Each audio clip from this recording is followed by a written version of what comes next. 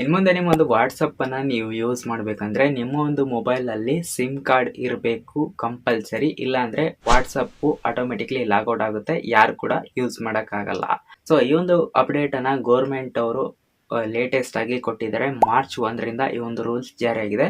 ಮುಂಚೆನೇ ಒಂದು ಸ್ವಲ್ಪ ತಿಂಗಳ ಹಿಂದೆನೇ ಈ ಒಂದು ಅಪ್ಡೇಟನ್ನು ತೊಗೊಂಬಂದಿದ್ರು, ಬಟ್ ಇವಾಗ ಮಾರ್ಚ್ 1ರಿಂದ ಈ ಒಂದು ರೂಲ್ಸನ್ನು ಜಾರಿ ಮಾಡಿದ್ದಾರೆ.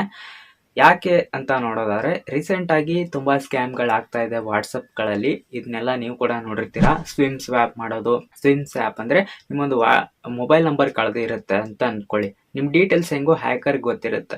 ಆ ಒಂದು ಡೀಟೇಲ್ಸ್ ನ ಇಟ್ಕೊಂಡು ಅವನು ಒಂದು ಸಿಮ್ ಕಳೆದೋಗಿದೆ ಅಂತ ಅವನು ಒಂದು ಫೇಕ್ ಸಿಮ್ ಅನ್ನ ತಗೊಂಡು ಮತ್ತೆ ನಿಮ್ಮ ಹೆಸರ ಮೇಲೆ ಬೇರೆ ಸ್ಕ್ಯಾಮ್ಗಳನ್ನ ಮಾಡೋದಕ್ಕೆ ಸ್ಟಾರ್ಟ್ ಮಾಡ್ಬೋದು.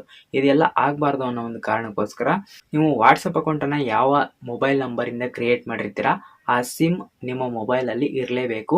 ಅಂದರೆ ಮಾತ್ರ ನೀವು ವಾಟ್ಸಪ್ ಯೂಸ್ ಮಾಡೋಕ್ಕಾಗುತ್ತೆ, ಇಲ್ಲಾಂದರೆ ಲಾಗೌಟ್ ಆಗುತ್ತೆ. ಇಫ್ ಇನ್ ಕೇಸ್ ನೀವು ಅದನ್ನ ರಿಮೂವ್ ಮಾಡಿದ್ರೆ ಅಂದರೆ ಆಟೋಮೆಟಿಕ್ ಲಾಗೌಟ್ ಆಗೋಗುತ್ತೆ. ನೀವು ಮತ್ತೆ ಅದನ್ನ ಲಾಗಿನ್ ಮಾಡಬೇಕು.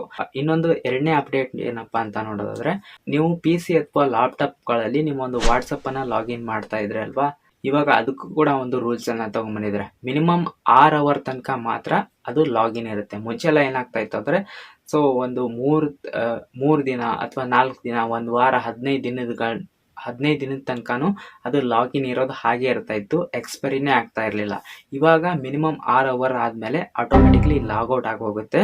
ಮತ್ತೆ ನೀವು ಅದನ್ನ ವೆಬ್ ಸ್ಕ್ಯಾನ್ ಮಾಡಿ ಮತ್ತೆ ಲಾಗಿನ್ ಮಾಡ್ಕೋಬೇಕಾಗುತ್ತೆ. ಈ ಒಂದು ಅಪ್ಡೇಟ್ ಬೆಸ್ಟ್ ಅಪ್ಡೇಟ್ ಅಂತಾನೆ ಹೇಳ್ಬೋದು. ಯಾಕಂದ್ರೆ ಇವಾಗ ವಾಟ್ಸಪ್ಪಲ್ಲಿ ಆಗ್ತಾ ಇರೋಂಥ ಸ್ಕ್ಯಾಮ್ಗಳನ್ನ ನೀವು ಕೂಡ ನೋಡಿರ್ತೀರಾ.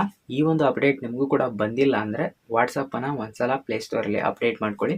ನಿಮಗೂ ಕೂಡ ಈ ಒಂದು ವಾಟ್ಸಪ್ ಹೊಸ ಲೇಟೆಸ್ಟ್ ಅಪ್ಡೇಟ್ ನಿಮಗೂ ಕೂಡ ಸಿಗುತ್ತೆ ಅಂತ ಹೇಳ್ದ.